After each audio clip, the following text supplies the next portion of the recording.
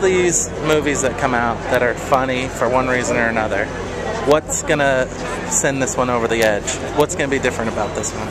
Well, I think this one, just by nature of the fact that it's a Todd Phillips movie, I mean, you're gonna be in for something special, because, you know, Todd, I think, is he's a director who always tries to do things in comedies we haven't seen before, and he definitely succeeds in this movie. And then Zach and Downey, I think, just have probably the best on-screen chemistry that I've seen in a long, long time. And then finally, I think there's actually a lot of heart and emotion to this movie that is going to surprise people. I mean, it's hard to kind of get that in a trailer, right? But I do think that it's a movie that, you know, people are going to say, God, that was a lot more than just 95 minutes of laughs.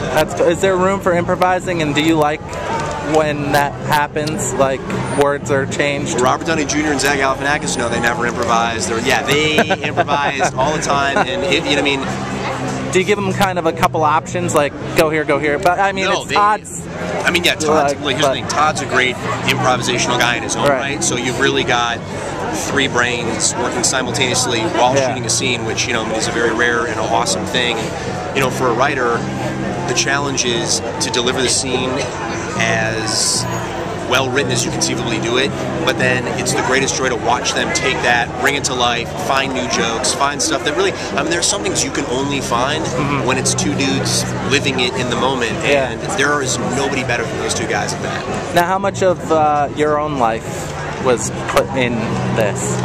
There's a lot of it. I mean, I don't have kids yet. You know, that's always a negotiation between my wife and I as to when we're going to start doing that. But, you know, I think we all either know an Ethan or a Peter, or we are an Ethan or a Peter, and so you can relate to the characters. And then, you know, just being a dad, fatherhood, being a son, you know, those are, I think, in my opinion, universally relatable issues, and that's kind of where I came out from an emotional point of view. Is, you know, you really kind of you start to think about your relationship with your father, and, you know, what that means to you, and God, it's very important.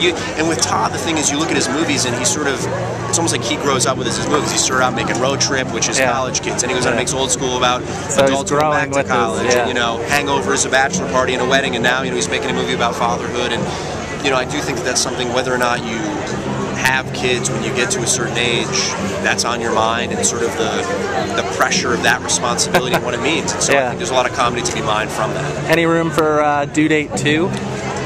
Electric Boogaloo? That would be pretty amazing. Zach had a great idea of just switching genres completely and doing like a Cape Fear, where he's just stalking Peter's character, that I always thought was pretty funny. But that'd be awesome. With the schedules of those three guys, I think it'd be pretty difficult. All right, well, we'll see what happens. This is going to be a success.